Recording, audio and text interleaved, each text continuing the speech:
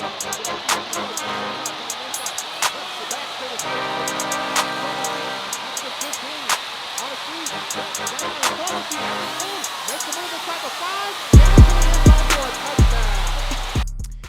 it's Gutt with Gutt Talk. We got special guests today.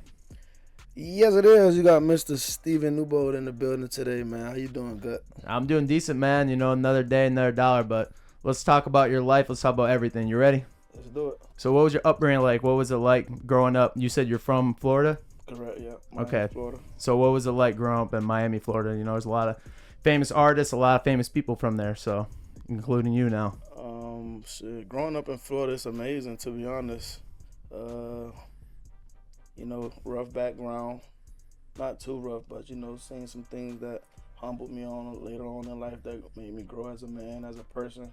But growing in Miami is just an experience, I would say like a movie, because you never know what you're going to get down in Miami. No, right. That's probably why there's so many people from, you know, such athletes, artists, all that come from there, because, you know, a lot of people got to go through a lot to get to the top. You know, a lot of people are pampered or given a lot, you know. Mm-hmm. You know, don't necessarily make it as far because, you know, they're already given it. You know, some people are better from the mud with that. So when you mean by rough background, what do you mean? Do you want to break it down a little more? We can go into that a little depth. Growing up, me, I was raised by my father. You know, some people don't have that say to be able to say, oh, I was raised in a fatherly household. But I was raised by my father. My mom, she was there, but, you know, she did some things that hinder her situations and being there. So as far as that, I can dive into that a little bit. Like my mom, it's a funny story for her, but she was like a lady that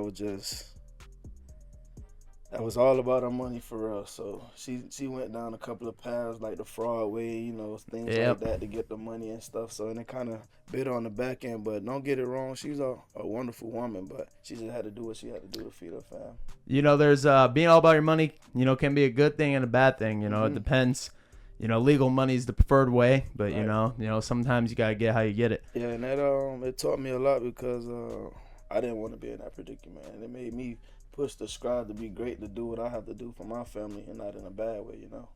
No, that's good, man, because a lot of people, when they grow up in a situation like that, not having, you know, necessarily two parents their whole life, you know, a lot of people make excuses. Oh, well, I didn't have this, I didn't have that, you know, but, you know, there's people all over the world who will have literally nothing, you know, homeless, whatever the case may be, and, you know, they go through it, you know, it's all on you at the end of the day. You know, obviously it's easier if you have a more structure and a better household, but it's how you want to work through it.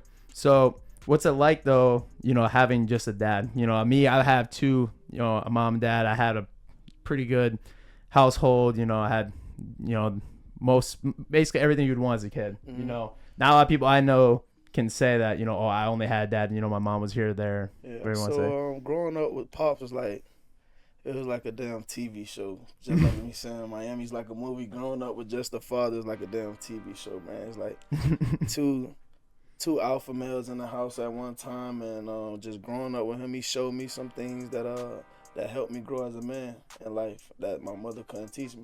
And there's also some things that I could have learned from her, like far as how to love a female more, you know. Right. But growing up with my father was like, it was a blast, to be honest. He was always there for me. You know, went to almost every game. Even when I went to college, he came up there. My mom also did too, but, you know, as far as speaking on my father-wise, it was like a dope relationship with me. So do y'all ever get to fighting or anything like that? I know me and my dad. It's crazy. Like, I know you got some story. I know you do. So many stories, man. Me and my dad go back and forth so much. It's like, it's not an argument no more. It's just like, damn. he started to realize, damn, he ain't little Steve no more. He getting older as a man. He can't just big dog you anymore. Right, he got to respect my mind and like what I have to say behind it. Like I always tell him, I'm not talking back anymore. It's just me getting my point across now. Just a conversation. It's just a conversation. Not everything's an argument in life. Sometimes there's two different points, and you know you just gotta get your point across. But it's all about the response. That's the difference between a conversation and a fight. Is you can say something, but how you respond then can fuel it or you know, right. Just like that. That's relationships, friendships, whatever it is. But you got actual individual story of anything like that, or you don't want to break it all down? I'll dive into a couple of stories. Let me see what's a good one that I can give you. I'd say I know you got at least three of them, but just give me like one. One's good. Okay, let me get you a good one. I gotta find a good one because me and him bump heads all the time. So one time, growing up, it was like around high school. I figured it'd be around then. Yeah, it was like around high school. That's when I didn't have a car, nothing. So he had a little nice. He had a couple of cars. To be honest, I don't know what his thing Pops was, had a couple whips. I don't know what his thing was about cars though. But so one night, I was trying to go see this little chick. Of course. But he was at work. He was at work. He left the key. So I'm like, damn, okay, let me see. I'm figuring out. One thing about like being raised with your pops, he already know what you're trying to do. Yeah, so he sees it coming because he's been there. Right, and he Just a male like, too, so he knows what's up. So I'm texting him stuff like, hey, you good when you're getting off of work? I don't never text these questions, right? So, how fast? Wait, big question first. How fast was he responding?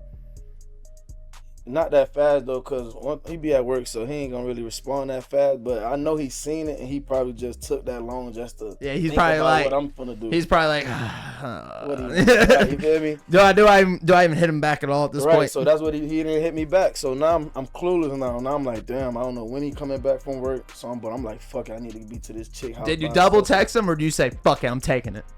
I double text, but it wasn't. It was like at the point I had to go. Right. For example, say if it was 12 o'clock, I had to be at the chick crib by like at least 1 o'clock. Her mom finna get off of work, so it's like a damn. Wait, we talking 12 afternoon or midnight? 12 afternoon. Okay. Yeah. So boom. So I just take the car, right? Just like that. Boom. But you said he had multiple whips, right? Yeah, he had a car to get back. Maybe he had so many he wouldn't notice. That's what I thought. Yeah. You know? Right. So I do whatever I had to do. I come back home. He say, yeah, man, you got me good this time. I'm like, damn, what was happening? Man, how about I got a whole big nail in the back of the tire, like a fat ass nail. And then not just that, he's about 6'4", 6'5", so I forgot to readjust the seat. Oh. He like, yeah, man, you got me good, didn't you? I'm like, what you talking about? He like, man, first you forgot to put my seat back. Then I hear, when I get to the car, you get a big hole in my tire. I'm like, and then it was just like a hole. Just went all downhill from there, huh? Yeah. Yeah. Me and my dad definitely had some situations, but nothing like that exactly, because we just. I don't know, but I feel like it's always good to have stuff like that because when you're at the family dinners, you know what I'm saying, when you're older, something to talk about, something you can always laugh about. Especially when you get the family get-togethers, because I don't know about you, but at least my family get-togethers, I feel like half the time it's just stories and circles. And no, for sure. Everyone just like going like, oh, this what happened, this, all that. But let's get into something else now. So, when did you start playing sports? I know you didn't just play football. I can already assume that. Anyone who's an athlete of your level, they don't just play one sport. It's never that. But I started playing sports around the age of 4 years old. Started off with football. My cousin, he tried to teach me how to play baseball. He was a baseball fanatic, but I wasn't that good at baseball. I probably could have played outfield though. But basketball, soccer, to be honest, anything to be honest besides baseball. So was football your first love, or is it you love multiple sports, you were just the best at it, or how that all break down exactly? To be honest, if I would have took it serious and did a little more stretching, I probably would have been real good in basketball too. Yeah, no, I could see it. I mean, you're a fast dude, so I mean, that's a big factor in it. And were you pretty good off rip then? Did you start with Pop Warner, or how did it all? Yeah, as far as football, I started off at the age of 4, Pop Warner. Like back in Miami, we got a league. It used to call the XFL. I'm about to say the XFL. The FYFL, the Florida Youth Football League. Yeah, I bet there's a lot of big dogs in that shit, especially Florida. Man, from Dalvin Cook to fucking Amari Cooper to Rashad Fenton to goddamn DeAndre Baker. It's a whole bunch of names. There's a couple good deep backs you said then. Man, now everyone knows about them. Yeah, right. But man, growing up in Miami playing sports is like fucking going against the Hall of Fame team back when we used to play the old mans and stuff. See, I would imagine I played football in Wisconsin, and I would imagine there's a big difference between what I played with and what you played with, considering how many players from, Florida, Texas, schools like areas like that, you know what I mean? Nah, they play real good football in Texas too, but like I was saying, growing up in Florida, the sports down there, that shit is like a movie once again, because man, I seen Dalvin Cook reverse the field about 3-4 times on a kick return and just take it all the way back. I done seen Duke Johnson. I remember him. High school state championship game scored by like 5 touchdowns. 5 tuds in one game. Bro, it's a whole bunch of talent down there in Miami. And growing up playing sports down there make you even want to just go harder because you know you're going to be going against some good competition. Well, the nice thing about that, too, is you would think there'd be a lot more recruits, a lot more people looking for stuff because, you know, there's all these players who all came around the area. Right. So more opportunities. Did you play with these people that you said, or did you just watch them? Or To be honest, I grew up with Dalvin Cook. That was a close buddy, still a close friend of mine. Rashard Fenton, played football with him in high school. Bush, that played linebacker for the Steelers. Deion Bush played against him at Flanagan. To be honest, I almost played against all those dogs. DeAndre Baker played against him in high school. Yep. So yeah, man. Did you ever catch any passes over DeAndre? Yeah, me and him go back to back. You can ask him. It's like we both alpha males down there, so it's like it's going crazy. It's going down. Yeah, we're gonna have to get more of that in the future. It's going down for sure. Yep, for sure. But okay, so you grew up, you played football right at Pop Warner. What position did you play when you were younger? I'm assuming running back. I'm guessing, or to be honest, I started off the rough way. I was good, but I didn't realize I was good until about 90 pounds. Like when I started playing 90 pounds. But at first, I started off playing DN. DN? Yeah. I did not expect that. Bro, I was a hitter. Were you getting sacks? Was I? I was a hitter. Like, they used to call me Hit Stick Steve. He was. I'm talking. He was laying the wood. Bro, literally. Pause. But, bro, they used to call me Hit Stick Steve. I had 57 starting off, like, my freshman year. I mean, not freshman year, my first couple of years. You know, honestly, looking back on it now, I just thought of this. I know we're jumping way ahead. But knowing how I remember one time I went to one of your games now for the Blizzard, and I remember I wasn't. Yep, you knew exactly what I was about to say. This man completely, I'm talking over the head, threw him basically over himself. I don't even know if he lands neck, head, what it was. I was damn near scared. Bro, I be telling the coach sometimes, like, trust me, I can tackle real good. I'm just trying to lay somebody out. Real form, tackle, shoulder placement, helmet on the ball. All that. Well, a lot of people don't realize to get to the second level, or the next level, I should say, from wherever it is, if you're indoor ball, even XFL, USFL, CFL, those NFL teams that want to pick up someone, they're going to want someone who's going to go down the kickoff team, down the punt team. They want, and a lot of those people be the crazy ones. That too. And to be honest, the journey that we on playing for the IFL and everything, it's not like I'm going to get that automatic chance to go and show my talent at receiver. They're going to be looking for me to play special teams. They want someone who can run down there and who someone's crazy. And I'm that guy. Because that's the one thing about kickoff team. Those are the people that got out. Heart. Yeah, I don't even know how you do it because you're basically essentially running 100 miles an hour straight. They're running 100 miles straight, and it's just collision. That's why they changed the rules in the NFL. You know, the kickoff and trying to make every little rule. You know, if the knee it's 25, and now you can the new fair catch rule. I don't know if you heard about that. I didn't hear about that one. So you can, if you get a kickoff, if you fair catch it, you get the 25-yard line.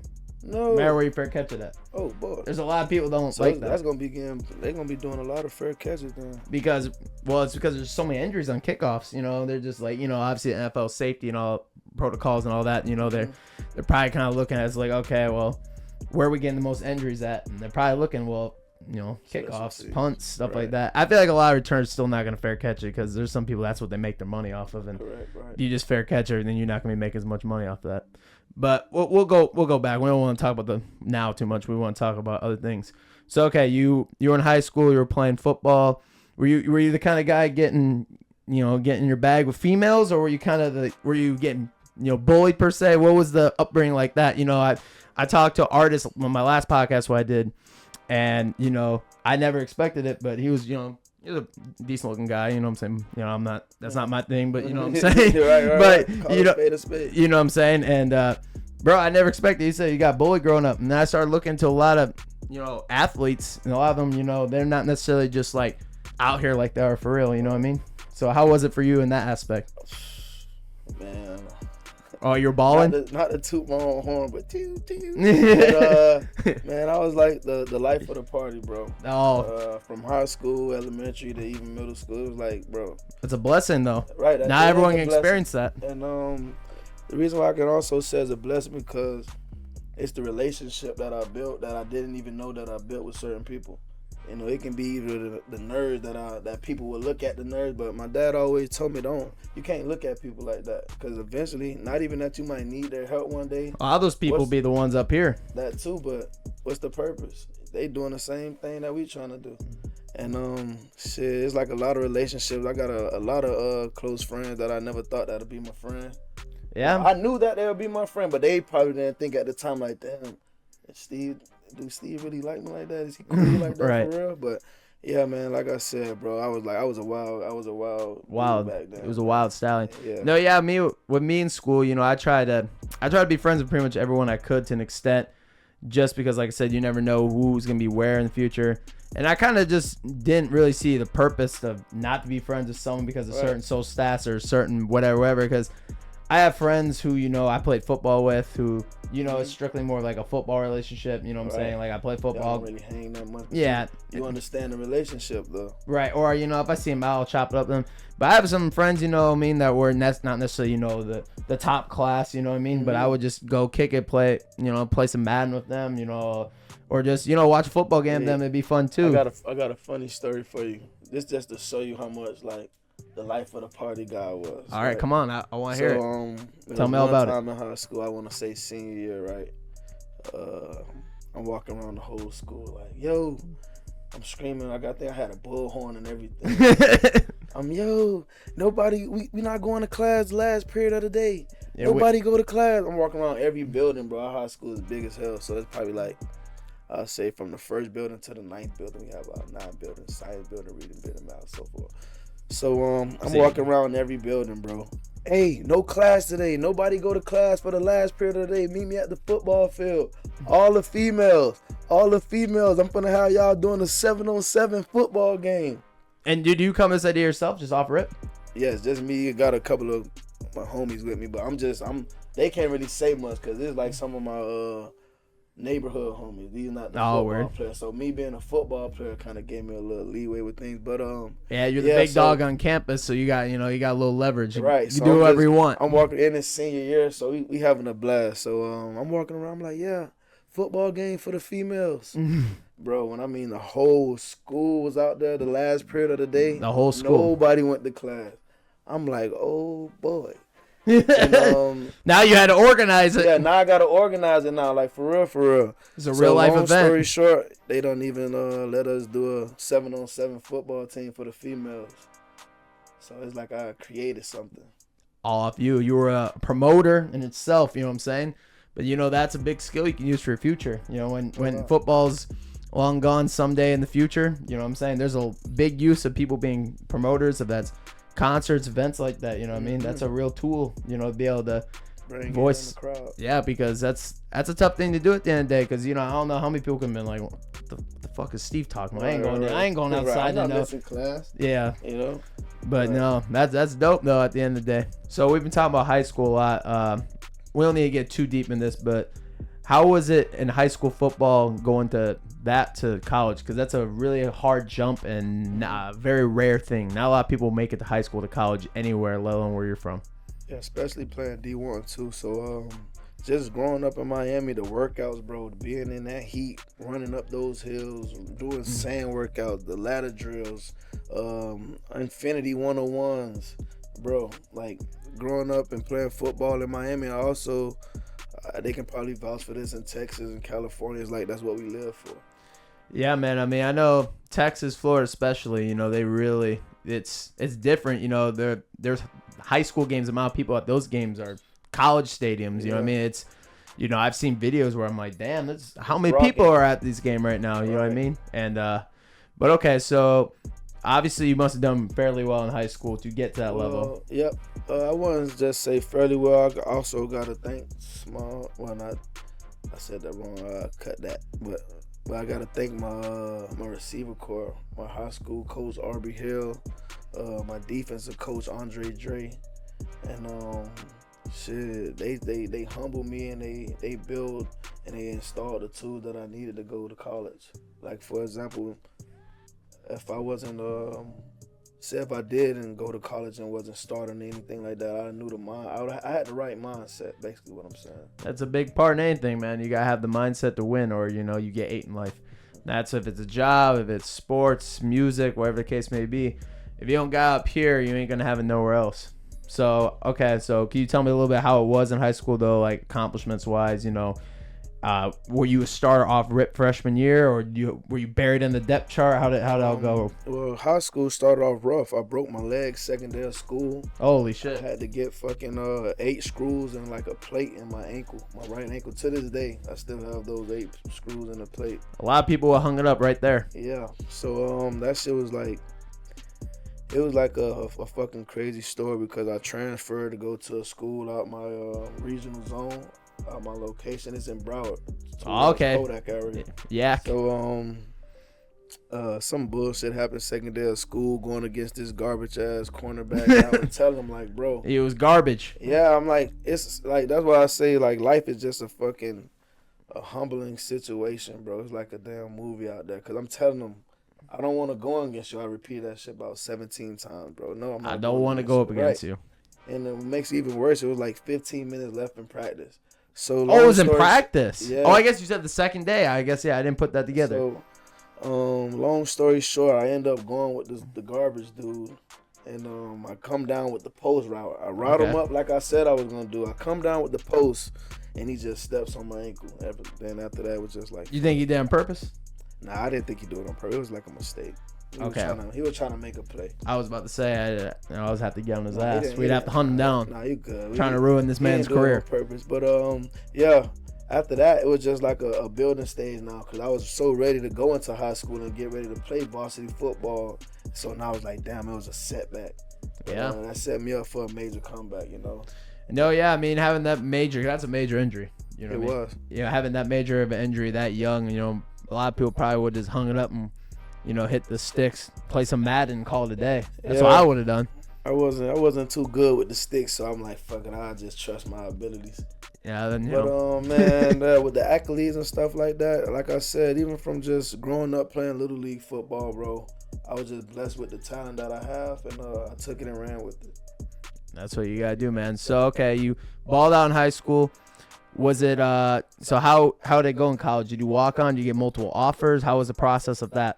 Well, since to be honest, the offer situation was kind of rough. I had about a couple of D1 offers, but it wasn't major D1 schools. But that was fine with me. I did my research on the school that I did have, and Tennessee State was the best look for me. It was a HBCU, and it was still D1. Well, that in itself, if you look at the percentages, I think out of people who try to get into college, athletes in general, I mean, it's got to be less. I think it's like less than 1% make the D1. You know what I mean? So that in itself, if you never play down football ever again, you play 2 snaps. I'm saying that in itself is a success story. Yeah. The fact that you brought farther than that, Right. And what made my college career so good is like I came in with a plan. Even from day one, from the recruiting status, I told them like, this is what I need or I'm not coming. Okay, so what was the plan? The plan was to handle business. I had to make a name for myself outside of Miami. I'm going somewhere far away from home, all the way to Tennessee, not my neck of the woods. Not too many people might not know me. So I was like, okay, when I come up here, there's no games. I done heard the stories about people going to college and they get homesick. And then they go back then home, they get locked up. Of bullshit, Yep. And my plan was that can't be me, He couldn't go like that. I couldn't go out like that. So I'm like, fuck it, I'm finna go out here. I'm telling these coaches, this what I want, this what I need, and this what you're gonna get out of me. Simple as that. And I ended up making history there, leaving there one of the top receivers that ever come through. Ever. Yeah, ever. Shit, man, Tennessee State was a blast, bro. That shit was a movie. I can't wait to go back to homecoming this year. Oh, is that planned? Yeah, it's planned already. It's gonna be my first homecoming since I graduated. So everybody they gonna love me when I get back. Yep, he's gonna be signing. He's gonna be taking pictures, signing autographs. Do a single file line now. You know what I mean? Let's be respectful. A movie, man. Oh my god. You know what I'm saying? But was it tough? I know we said a little bit ago. Was it tough? Being away from home, or was it something that was like, whatever? I'm just gonna make new friends. I'm gonna make this home. It wasn't even about making new friends. It was just me knowing the situation that I was put in. I'm in college. I'm far away from home. Obviously, I can't turn back. I already got a full 4 years of scholarship. Oh, okay, that's big. Yeah, there's no turning back, to be honest. It's either my dad told me, bro, you already won. You got a full 4 years. Go get your degree. You know, that's really tough to do that. It is, though, but that's why I always say, like, when it comes down to life situations, I sit down and think about it. Because you gotta think before you act. Because a lot of people don't do that. I could have went up there strictly for football and got sidetracked it, you know. Like, say if I would have had a bad day of practice, now in my head I'm like, fuck. All I'm thinking about is football. Now I'm just mad because that day. Yeah, you had 2 drops on the day, and now you're pissed off the whole day. But that wasn't my goal. Failing 5 classes. Now you're just gonna hit the club, act a fool. Right, act a fool. Next thing you know, the mug shot's out. Now Steve is back home. Crazy. Wow. You know, we would hate to see all that, but that didn't happen. Right, and that was the plan though. That was like the thinking process. Like everything you just said, bro, was literally like, boy, you cannot do no goofy shit. You cannot be on no. That is not happening. Did you ever? Are in Tennessee. You are from Miami, Florida. What are you doing, spazzing out like that? No, that shouldn't happen. So it's like I had to come up there with that Miami swag of me just peeping the scene, see how people work, and just, you know, stand in my own lane for real. So did you ever almost find yourself in some quote unquote goofy shit? To be honest, I stay away from the goofiness, but I won't say that I did a awesome job with it. You know, it's trouble always around the corner. But everywhere you go. As far as in college, bro, even to now and day, I stay away from the bad shit. That's good, man. That's a really big quality. And, you know, a lot of people like to go to bars and act a fool and, you know, like cause ruckus. And, you know, if something would ever happen, it's like, it was just like the situation was really that, you know, I know how to control a situation so smooth it don't even make sense. Remember, I went to school for mass communication, so my vernacular, when the way I talk and approach somebody, they'll understand. Even if somebody come at me like, hey, motherfucker, like, I'm gonna say some shit that'll make them be like, oh, that's fair. You feel me? You get a response. Yeah, you'll be like, yeah, that's fair. Ah, fuck. You feel me? Yeah. No, that's the way. So were you a big party guy in college, or were you just I'm gonna do this, I'm gonna do that, I'm locked in 24/7, or did you get loose a little bit? It always fall back to me growing up in Miami, bro. Nothing is lit like how Miami is lit. So when I guess that's a fair take, and that's, you know, Miami to Tennessee would be a big difference. As far like from female to party life, it was exciting. Now don't get me wrong, I'm a freshman. Okay, I'm adventuring everything. I'm seeing new things, seeing new girls and stuff like that. But as far as the party, I wouldn't say it wasn't exciting, but it wasn't something that made me say, fuck it, this is what I want to do. Just like that. I partied enough, you know. Yeah, that's fair. So okay, you played good in college. You started, you know, doing your thing. You started breaking records, making history on the wall. You know, everything else. So where did it go? Like in college, or actually I should ask this earlier. Growing up in college, was there ever a thought, I'm gonna go far with this? I'm gonna try to go pro with this. I'm gonna try to make money off this, because, you know, making money off of sport, music, whatever it is one of the hardest things to do in the whole world. I always had that vision of going pro since I started it, but what really gave me that push, I'll say like my junior year, I was like, I'm going crazy, bro. I'm talking about the whole Tennessee is going down. They waiting to come see Stephen Newbold. And what made me realize that, bro, when I remind you, my team was a HBCU. Yep. I used to go to Walmart at the beginning of the season of the year, like in my freshman year. No Tennessee State jerseys there. Nothing. Bro, I kid you not. After I go crazy ballistic, all I see is Tennessee State #1 jersey. That's my number. That made you feel really good, that made me feel like, okay, there's recognition. You know, somebody sees something. If it's able to start selling jerseys in Walmart and with the number on the back, no name, but I understand.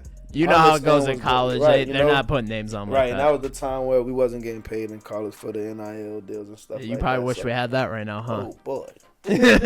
Oh boy. He'd been checking the bag. Oh boy. It'd have been a good that would have been a good time in life. Yeah. Okay, so you start balling out. You start thinking about your junior year. Were you so do you have an age or anything like that, or was it just you? Well, I didn't get my agent until probably like I graduated because and that's some of the things that I wouldn't say I didn't know, but I wasn't informed about it. You just didn't think about it. I didn't think about it. You were thinking about football. I was thinking about football, graduating, and I'm like, fuck. That's if your I priorities. do what I have to do, you know, Yeah. I wouldn't need an agent. Even though I would need an agent at the end, but I think I should have got an agent a little earlier just to give me that little more push. That's a big thing about, music. You need a manager, a football player, you need an agent because there's so many people play football. You're right. How are exactly coaches supposed to find you? Exactly. You can ball all you want. That's fine. But, there's only so many scouts, there's only so many coaches, there's only so much time, so many hours in a day. So many eyes. You know what I mean? At the end of the day, people are going to, slip through the cracks, stuff like that. So you're done with college, right? You break all your records. What happens right away right after that? So what you start doing? Bro, college, bro, this shit was the wildest. It was fucking Corona. Oh, I didn't think of that. Bro, listen, that messed up a lot of people for football because the recruit team got less. Everything. Listen, bro, it was an HBCU combine, the first ever HBCU combine ever, right? They get shut down. I got invited to it in my hometown, right at the Miami Dolphins Stadium, which is like 15 minutes away from home. This is the dream scenario. This is like I'm finna go and break records, bro. I'm training for the combine. I'm running a 4.4. I got 7 days left. Yep. Blazing 40. Oh, bro, I'm running a 4.44. Oh, you hear me? I got 7 days left to train. So you're excited. I'm excited, bro. I'm about to break some records, bro. My 5'10", 5 shuttle, it was crazy work. Yep. So I'm like, man, I'm finna go to Miami. I'm finna show out. Corona hit. Yep, shut down, huh? Shut down. I was like, that would always fall back. So what was the feeling right there? Was it? I'm assuming you were sad. No. Not at all. Why I was just going to say, it all fall back to me understanding life. I wouldn't. Very sad. I would not understand life. The most not person, at all. Like a normal person or anybody that just got their mind stuck on that one dream, going to be like, fuck.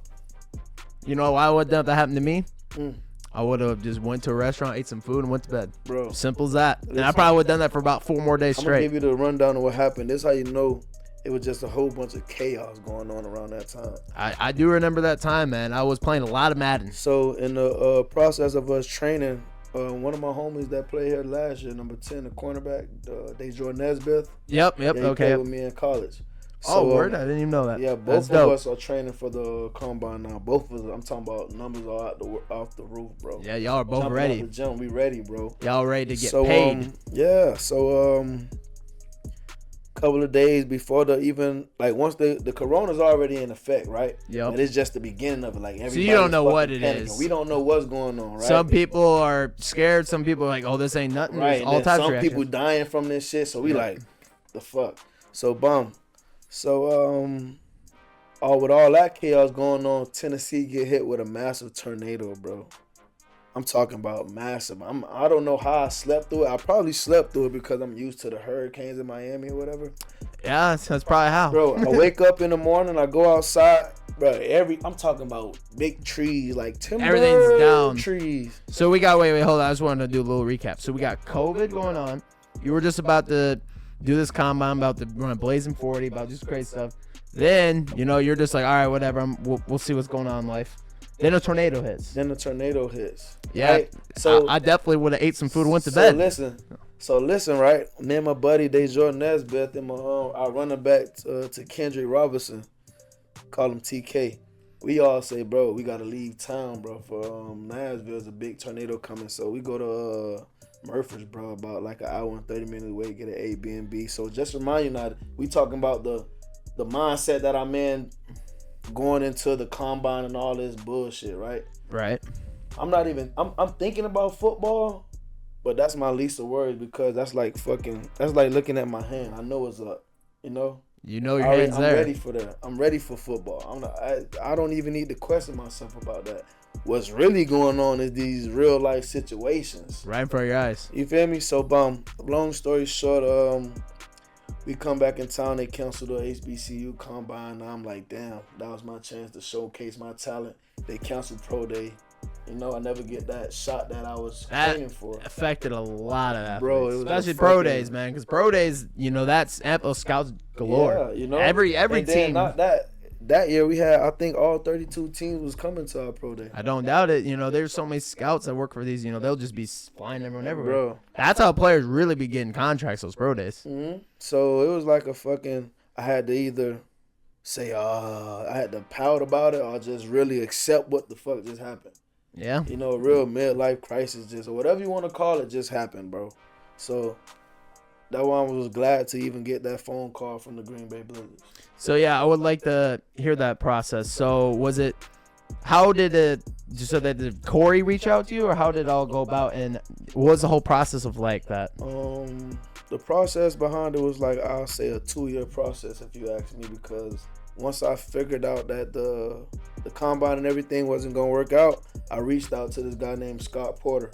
He's I want to say he's an agent. I want to say he's a recruiter for the IFL, but he's a guy that you should hit up. Any guy that's out there that's been playing ball and they looking for somebody to at least send a film to them or get their name out there, you can hit up a guy, Scott Porter. Scott Porter, shout out to you. Yep, shout out to Scott. And I hit him up like right after I graduated, just because I seen the IFL and stuff like that, and I'm like, shit, let me just send him a text just in case. Worst thing you can do is, you know, he don't say nothing. Don't say nothing, right? So I sent him a text message, sent him some of my information and stuff like that. 2 years go by. I graduated 2020, right? Okay. 2 years go by, I get a call from Green Bay Blizzard. Was that the only team that 2022. contacted you? Yeah, that was the only team that contacted me. I was working. I was making about $1,500 a week. I was driving trucks, so I was kind of good with the life I was living. I was making You were good straight, money, bro. I was vibing. I'm like, shit, whatever comes next, it comes next. I get the call. Coach say, hey, we don't mind looking at you coming in for training camp or whatever like that, and I just ran with it. Just said, yep, let's take a shot at it. So you get a call. Did you know anything about indoor/arena football when you looked into it, or did you know about it? Or only time I knew about it is when I didn't really know about it. I just texted them because I seen another opportunity for football.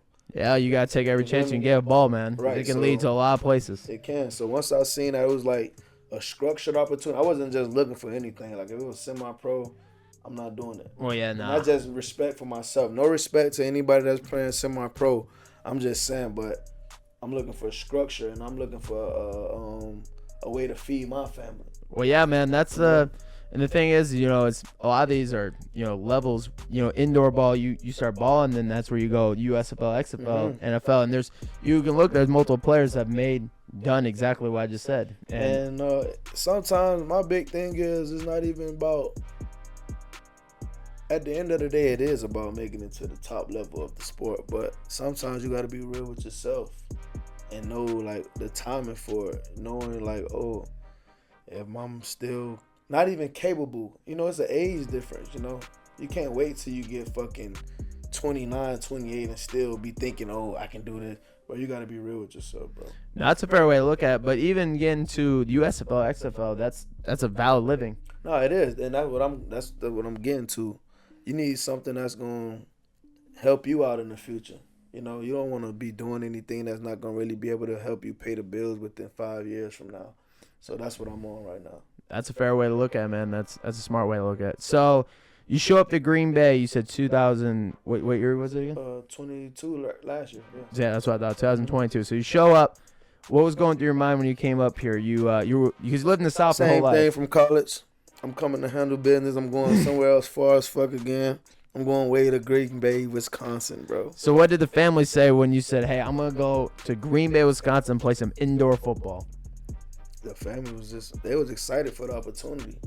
But that's the thing about, I don't look at it from the family view, because if you look at it from they're excited for you, you know? So I already know they was excited from it, but as far as they don't know what the Green Bay brings. So it wasn't me just focusing. I'm glad that they was excited for me and everything, but. So when you got signed, you went to the Blizzard. Obviously, you had to go to the Blizzard office.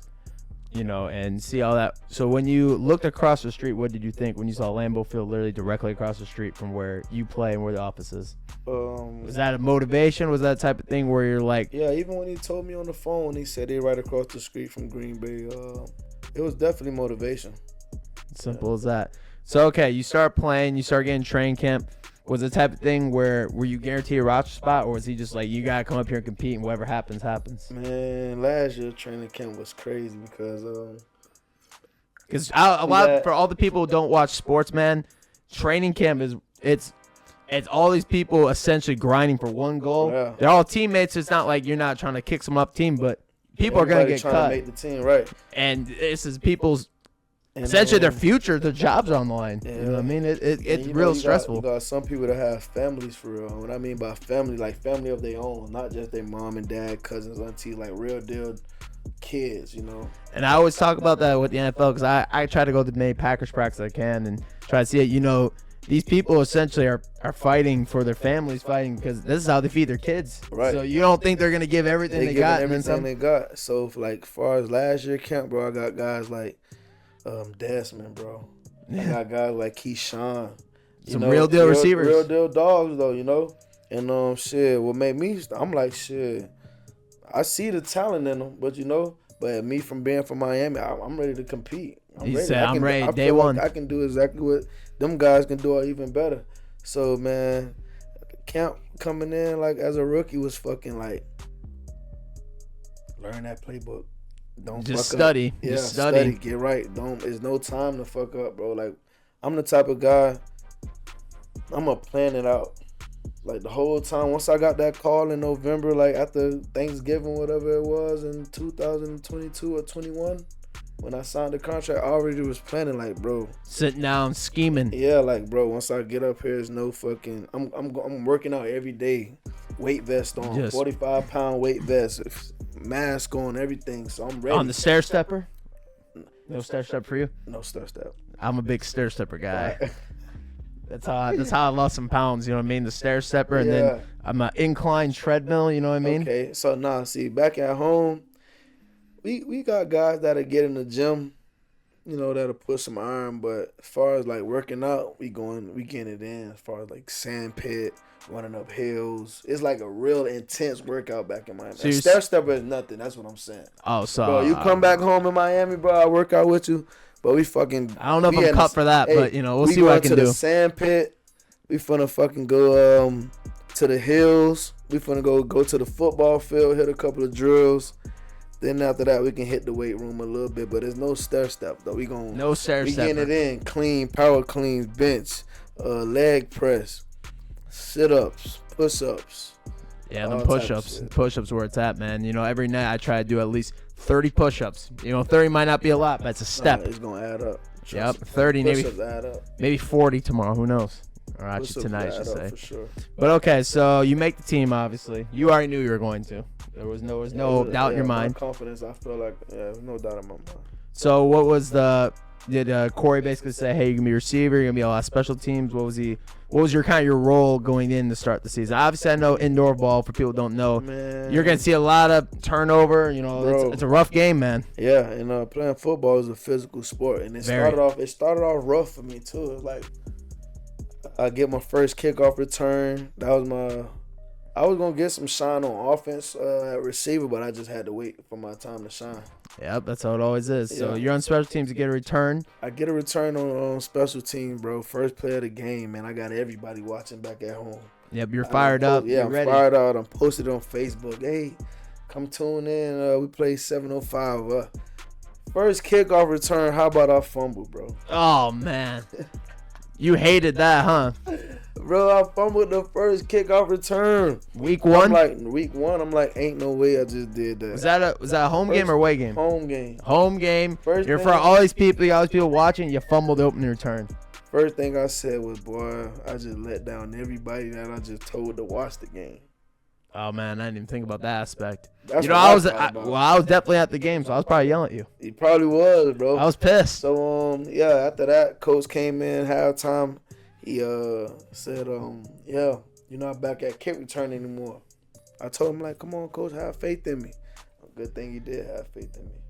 What'd you do after that? Shit, last year, 10 touchdowns. This year, 12 touchdowns. Pretty consistent guy. There you go. That's how you gotta do. The Played all adversity right away. 16 games last year. Played all 16 this year. Pretty consistent. That's consistency right there, and that's a key in life. Not even sports, in life. Mm-hmm. So how is Corey as a coach, man? He's a cool dude. No bad words for him. He knows what he wants out of a player, and He wants you to work. that too. And he also want to win the mentality. He don't know. Well, no coach wants to lose it, but one thing about Coach Robe, I can see it when we lose a game. That's not us. Yeah, he don't like that one bit. Right. So I understand him a lot. He's a great coach. That's what I like to hear, man. We like to see building blocks. So let's talk about this season. So you had 12 touchdowns this year. I think you had this is all spitball off the top of my head, but like 37 catches, something like that. So you consider yourself a good year for you? If it's better than last year, it's always a good year. So yeah, I feel like it was a better year than last year. It could be better. I could have had more touches than I think I had. Do you think you were giving the ball enough, or do you think that's on you? Or one thing about it is it was already written in the book. I'm not sure if I was supposed to get that many catches. I'm not sure if I was supposed to get less than that. But all I knew is when the ball was coming to me and I seen it coming, I'm gonna make that catch. So it was just about making the opportunity every time it came my way. Simple as that.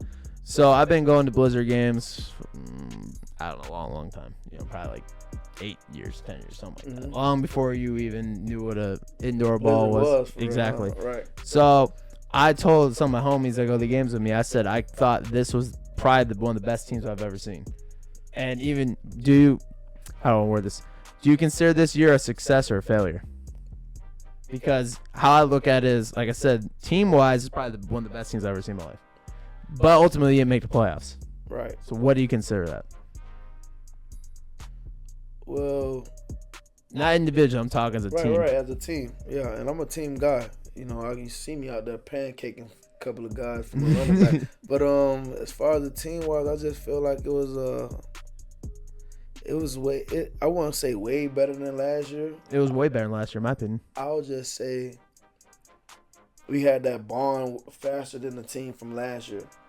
And like the last year team and the 2022 team, it was just like a building. Every day was a building block. This year was like from day one we knew everybody's abilities, and we pushed that person to showcase their talent.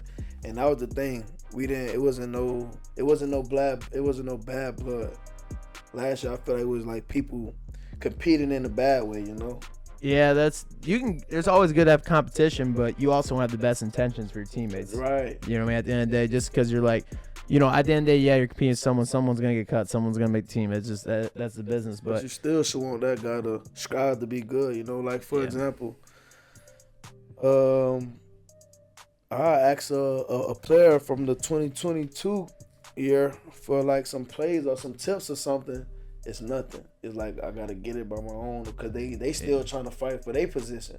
Damn, but it's like sometimes it's not even like that. Like for example, I gave my playbook out to almost all the receivers. Like, here, bro, these are all the notes that I literally wrote down. Here's everything. You feel me? That's the way to do it. Right. At the end of the day, it shouldn't be about trying to blackball or try to hinder someone else. If you outdo that person. If you believe in yourself, then you'll be there. Right. What's meant for you is meant for you, bro. Simple as that. All right. So, what do you think of the world of 2023 right now?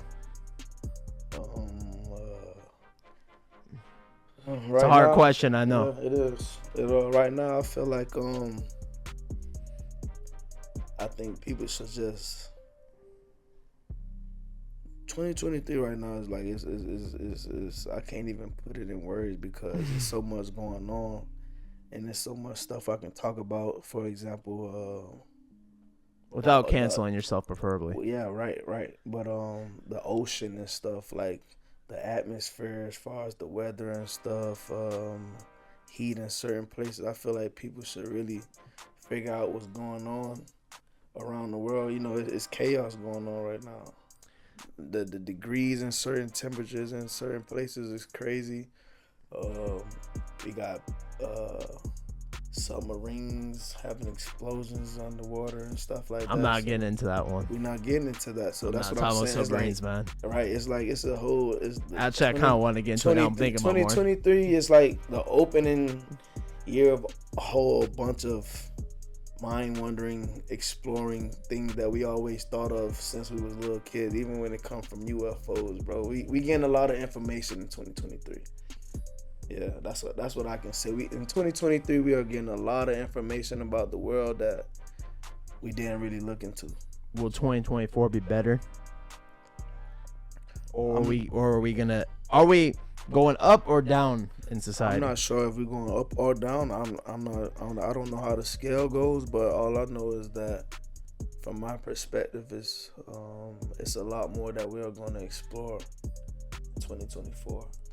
Will Steve's life get better or worse in 2024? I like to say better, but who am I? I'm not. I don't like to try to predict the future. I'm always down for positive energy. My life will be great and everything like that because I'm a positive person and everything. But yeah, I'll be fine in 2024. I don't have no worries about that because I'm a positive guy. Simple as that. So what do you got coming up in life right now? To be honest, I'm on a business tip now. I want to start getting business up and running and stuff like that. I'm at that age where it's time for me to set up ways to benefit my family in the future. And shit, I'm just down for I'm down for the adventure to learn something new. Any certain ideas in your head for any listeners, or do you not want to release them because people such as me might steal them? Oh no, it's cool, but I always looking for ideas to steal. No, it's all right. Couple ideas is just listening to others. Just gave you such as you. Can you give me a couple business ideas so I can steal them? I'll give you one. I'll give everybody this one just because. You can probably make a portable Tesla charger. I'm gonna have to write that. Those? I have no idea. And that's what I'm saying. So I just gave everybody. I'm gonna have to hit the Google of that. A portable, because you always gotta stop and charge up your Tesla cars or whatever. I was gonna even give LT this idea, so that's why I don't mind just giving it out because I've been saying I'd give it out. But one invention is I think a Tesla portable charger. All right, man. If hopefully no one has that, because I'm gonna right as soon as it's over, make some calls. Yeah, do that. And see what I can do. Just don't forget about me. That's all I ask. But I think that'd be a good idea though, for real though, because every time I see a Tesla, don't they gotta stop and charge up? Yeah, I mean, there's not a lot of charging stations, at least where we're around, as far as I know of either. I don't know too many people have Teslas, to be honest. At least in this area, I should say. Right, but it's not just about your area; it's about the whole world. The whole globe. So it's a lot of people out there with Tesla that's like, fuck, I wish I had a portable charger, like a battery pack that I can just put on my shit for like 5 minutes and just. Damn, now you weren't like that, man. I might have to cut this interview soon so I can get on that because that's kind of a genius idea. I'm trying to tell you, bro. I just gave you some real sauce. Yeah, it'd be a real shame if I made a lot of money off this. Bro, I said just don't forget about me, like don't. I'll cut a little check. I'm not asking for too many. I've been to it. It's a good idea. Just such a really good idea. A little ransom. I'll take 100,000. All right, Steve, give me some shout outs before we end this. I got to pay some bills and work on this new project. Shout out to my boy JT at the art gallery, man. I think y'all should check that out. It's in Green Bay. He's a cool guy, man. It's a whole bunch of history out here in Green Bay that people don't know about, as far as like Brett Favre, even the football history, man. You should go and check out his gallery. Shout out to my friend back at home, Just Mind Your Business. Good clothing brand company. You should go check them out on Instagram. Get some drip there. Get some drip. Shout out to Green Bay Blizzard for giving me the opportunity. Shout out to you guys also for giving me those opportunities. We appreciate the shout outs, man. We need those. Shout out to my mom, my dad, and just everybody out there, man, that stuck with me through the process. Shout out to moms. But all right, Steve, we appreciate you coming on here, man. But this is Gutt with Gutt Talk, and we'll see you on the next episode.